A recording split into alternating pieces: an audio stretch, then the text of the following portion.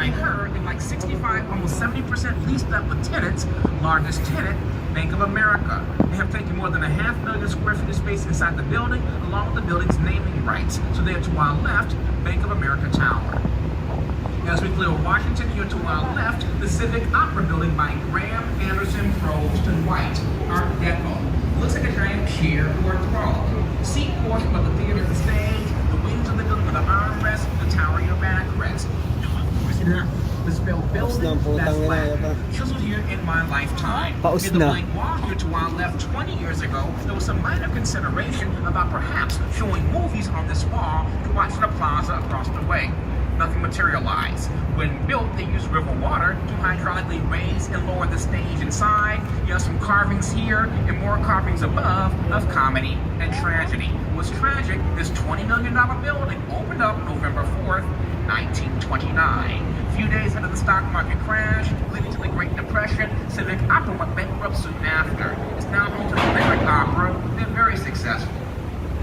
Back to our right. So around here, you can clearly see below the buildings here to our right, not to the basements, but the train tracks. All the buildings here to our right along the river are built atop air rights, and that means the developers bought the air above the train tracks from the railroad companies to build and develop buildings above that space. Very common in big cities. You live in or ever go to New York City, you're going down Park Avenue or Madison towards Grand Central, all those buildings are on air rights. You're going to have Gateway Center 1 and 2, 1965 to 68, Measy and Modern, Skidmore, Owings and Merrill. Background to our right with the green glass black cladding slope roof, Modern, 1983, Skidmore. Taller stone clad building is Postmodern, 1992, Skidmore. So all four buildings designed by the same firm, 65 to 92. Again, the tracks below go to and from Union Station. It's a short, classically inspired building. A quarter of a block to our right, this next gap from 1920. I know a lot of you all aren't from Chicago, but some of you all, especially the adults of a certain age, have seen some of these buildings on TV, but you may not realize it. If any of you all have ever seen The Untouchables, 1987, Sean Connery and Kevin Costner, there's a scene at the end with the baby stroller falling on the stair steps in a shootout that was filmed in the Great Hall of Union Station, a very nice public space that just underwent a $30 million restoration. So if you like grand interiors and have time, check it out. Making our way right now beneath Adams Street, aka Route 66.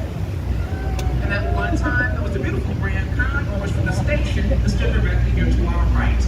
But in the name of modernization, it was stupidly torn down back in 1969 and replaced with a mediocre Gateway Center 3 here in 1971. International Modern. We have a 51-story tall office building being constructed to our right in the background. The floor has now reached its maximum height. The steel suit will follow. It's going to top out at like 715. A short 3-story building here to our right that now houses a health club and corner bakery. Initially, however, the Mid-American Commodities Exchange. And back then, pre-computer, we have an exchange and a big old trading floor. One of those big trading floors that did not like a lot of interior support columns that would get in the way. Instead of using interior supports, the X around the outside and the majority of the supporting. X-bracing. Just like the John Hancock Center on North Michigan Avenue. John Hancock is vertical, that building's horizontal. And to our right, the fourth and final of the Gateway buildings from 1980 by Jim DeStefano, who at that time worked for Skidmore, a pretty good example of architectural contextualism. The building fits into the site and surrounding. The graceful curve of the facade, a slight bend in the river in front of us. Green glass of the building, green water on the river. I know, at least half of you all, at one point in your life in the last 14 years, have possibly seen The Dark Knight, the Batman movie filmed here in Chicago. Opening scene. The Joker and his gang, they're gonna rob Gotham National Bank. They bust out a window in an office building, the building here to our right. Use a zip line to go to the rooftop of Gotham National Bank, where they bust in with a school bus. That's next, but in reality, the former main post office for the city of Chicago. Built in phases and finally completed back in 1932. Art Deco, Graham, Anderson, Probst, and White was the world's busiest and biggest post office. Chicago is the biggest, with a mail-order capital of the world. Stores like Sears, Marshall Field, Montgomery Ward, Spiegel, all using catalogs in their heyday. You're talking roughly 2.7 million square feet of space, about 62 acres, all under one roof in a perfect spot. One type of train tracks. You can easily load freight cars with mail.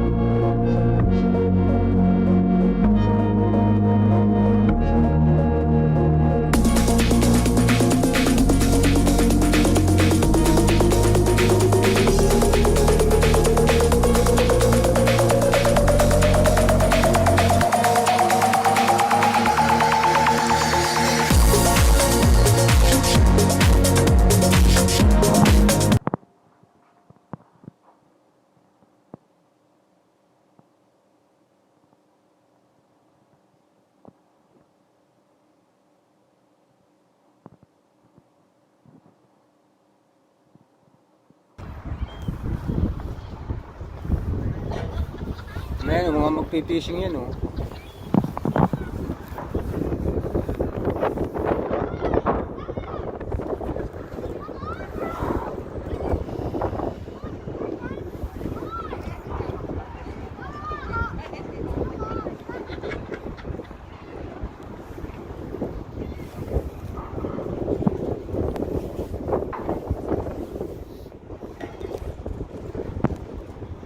Nandito na sila, Andrea? Nandito na? Nang? Ah.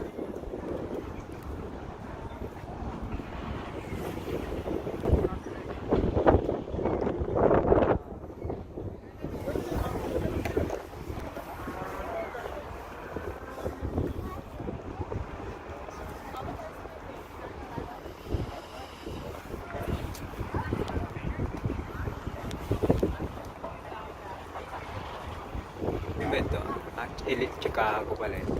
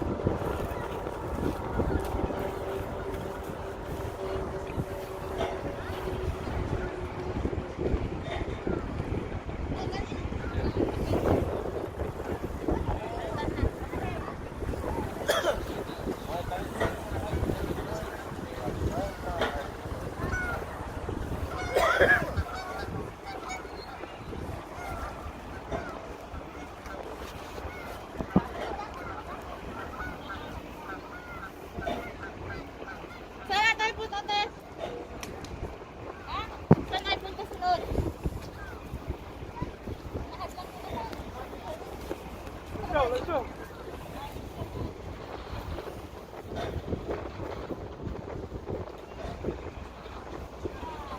Pasti, enough. Pasti.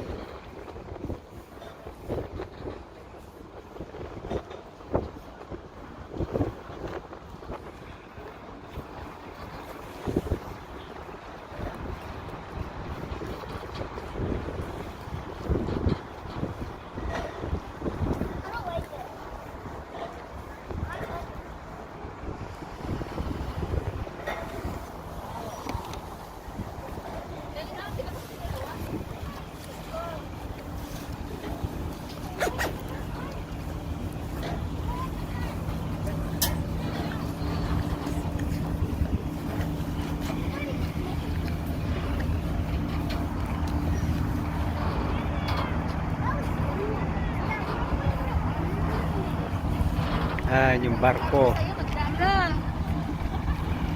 Bakit? Wala, makalimutan mo na. Cellphone. Niya.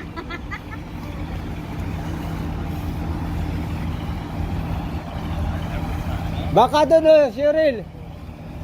Baka yun, oh.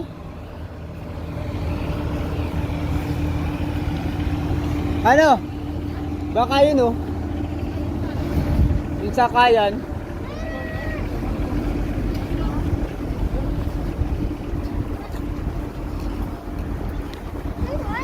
Kaya pala nagmamadali si Hilton, nalimutan yung cellphone dun sa dun, oh, pagpupo niya.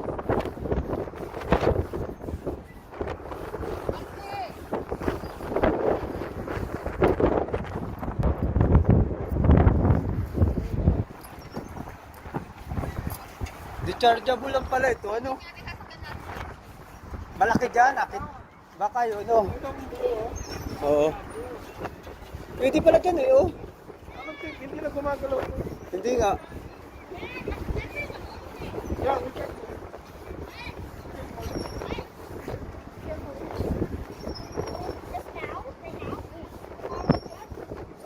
Naka ano na pala ito dito, ano? Naka-jump.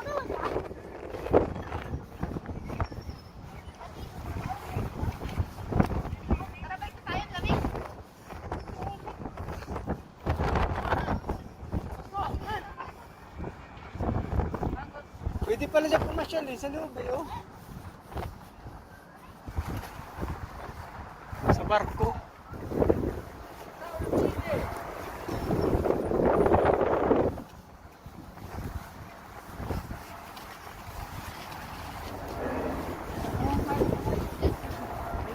Kaya nga natakatandong ini. Why? I thought we're gonna leave. Oh, let's go back then.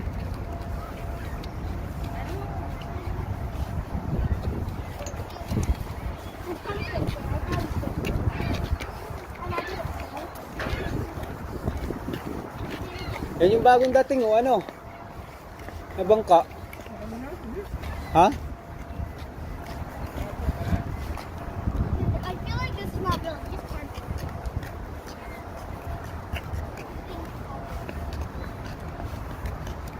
Ay, naka-ano na nga lang pala ito, naka-jump na lang siguro ito, ano? Kasi oh, hindi na ano, malalim yan, mababaw yan eh.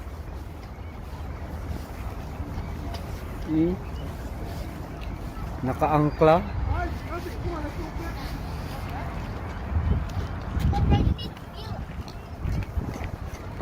Ayun oh, yung bagong sinasakyan oh. So that you know it's not a Ayun oh. Di ba ganyan yan oh? Ayun oh, yung tumatakbong yan oh. Oo. Yeah. Ayun oh. Ate Shi! Ayun oh.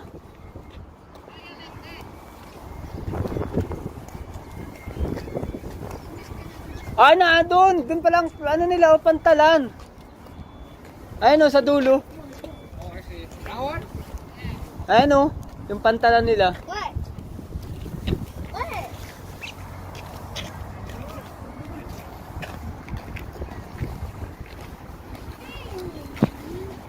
It's hard to lift this one of the floors section.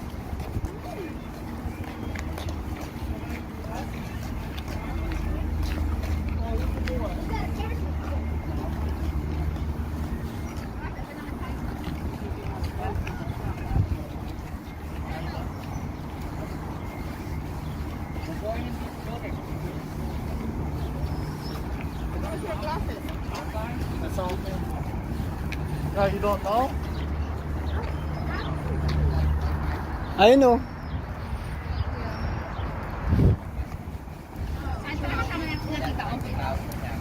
Ang dami na yung tanda ko. Naka-hoverboard.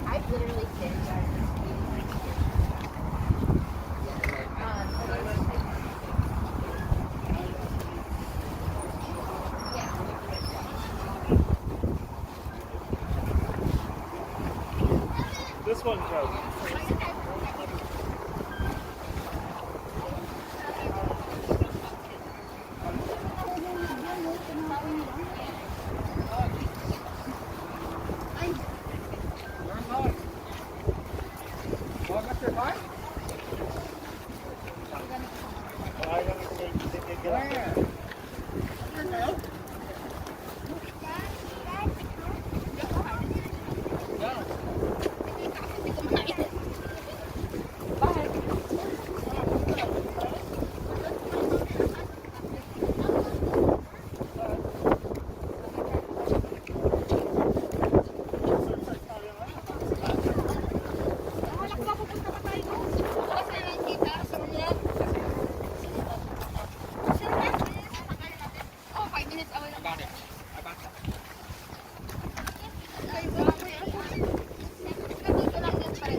Ayun oh, doon na baga oh.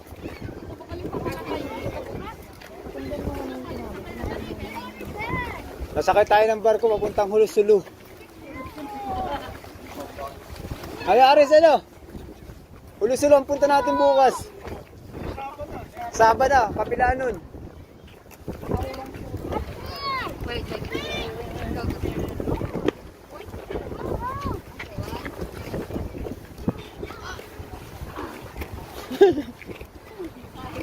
going back. Ha? Back. Ano ba? I wanna go. No. I wanna go back. No. Yay! No. I'm tired walking. I wanna go back. Come on, Kuya. I wanna go on your back. No. I'm tired walking. I was asking him to want.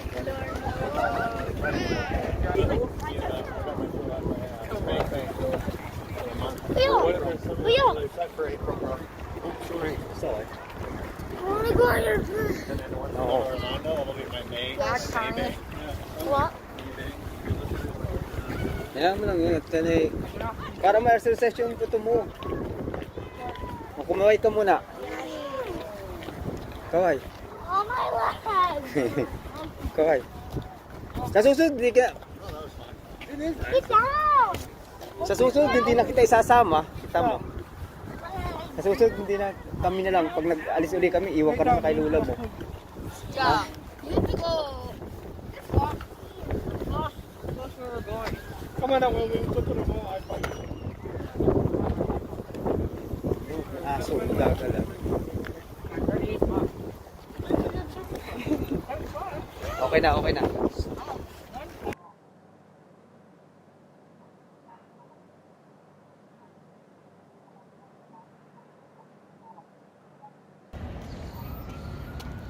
Pulis.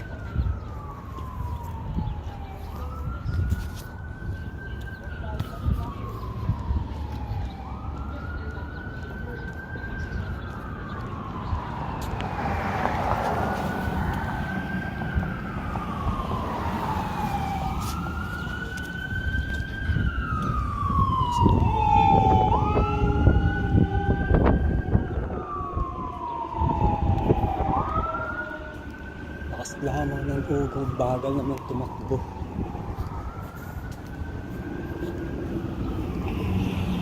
Alag tayo.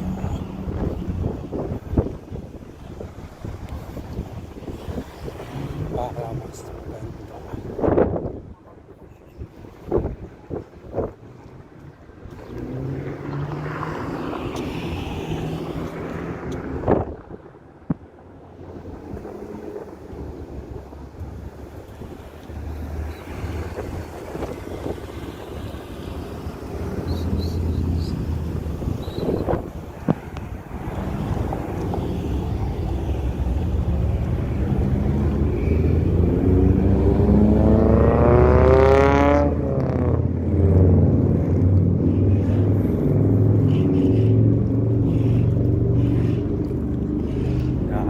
Lakad pag may time para pawisan.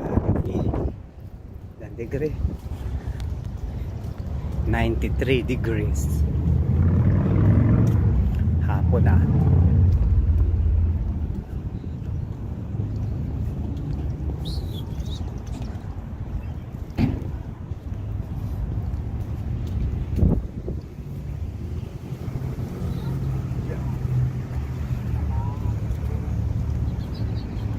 Hanggang pabrika na po ito.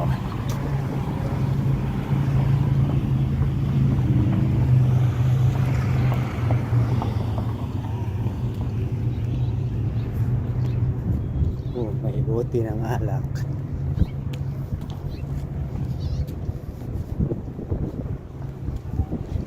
Para mas masarap maglakad.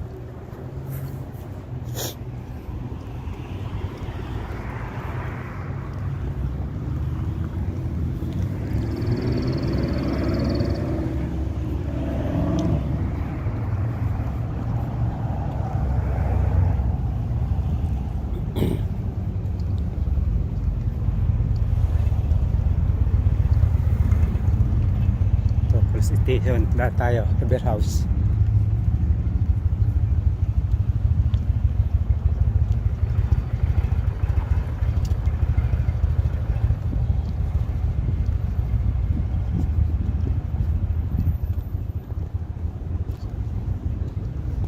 Ito na.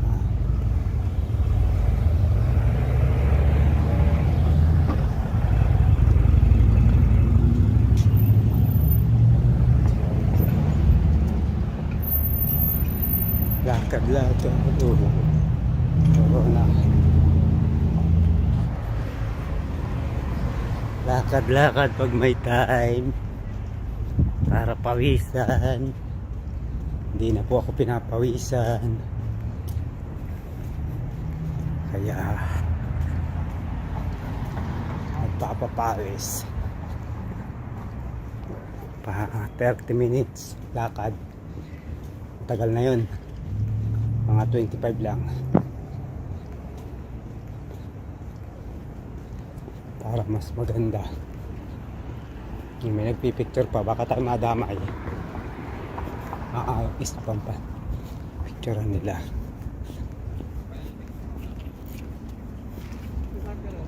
Yung baboy.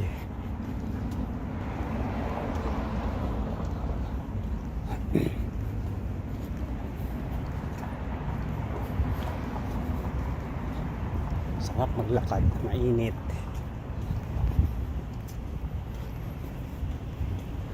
Tapos habang naglalakad, nagse-selfie, nagla-live. Video.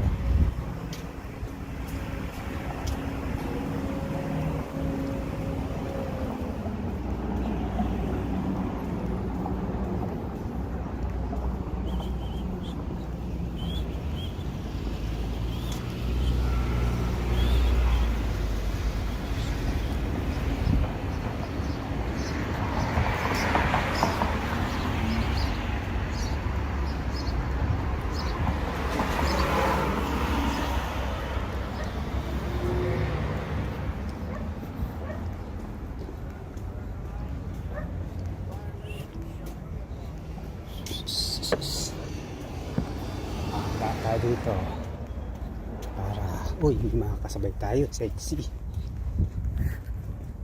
Sexy pero no, pakita ko sa inyo guys. Yun o, yun, sexy.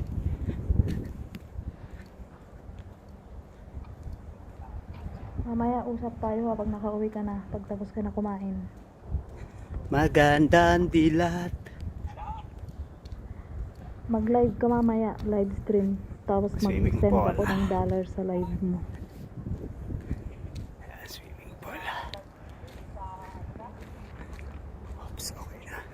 Oo, magla-live ka mamaya, tapos papadalan ko ng dollar. Yan, balik tayo dito guys.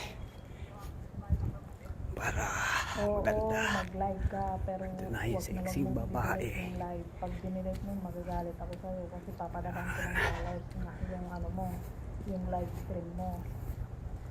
Mainit. 90 degrees. Masarap maglakad. Cents lang yun, hindi yung hindi yung Yan, ganyan wala lang namang po buhay ko $1, dito pag cents tag-init. lang yun. Pag pumapasok sa trabaho, lakad-lakad pag may time. Para pawisan. Sige na, kasi kasi mo Ayan. kumain ka mo. May pakikita ko sa inyo yung beach. O kaya pag kaya mo naman